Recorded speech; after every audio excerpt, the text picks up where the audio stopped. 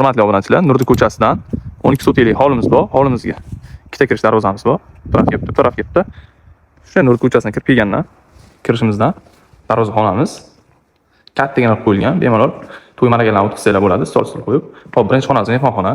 Mehmonxonamiz ham kattagina qilib tashlangan ekan. Buni remontlari bo'lgan, parketlar to'shalgan. Hamma yo'llar qoladi. Asosiy kirish eshigimiz, kattagina koridor. Buni remontlari qilingan. Hop, bitta xonamiz, spanli. Ko'rib turgan mebellar hammasi qoladi. Ikkinchi xonamiz. Hop, yana bitta xonamiz bor. Bu ham spanli. O'yimizga isitish tizimlari hammasi qilingan. Konditsionerlar qo'yilgan. Suvga svet bu taraflar ham muammo emas. Hop, yana bitta kirish koridorimiz.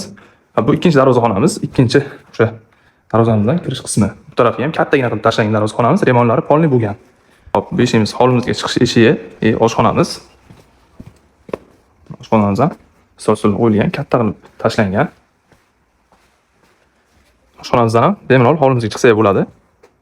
Hovlimiz kattagina. Hammom. Bu tarafga o'choqxona qilib qoldirilgan ekan. Yana xonalarimiz bor.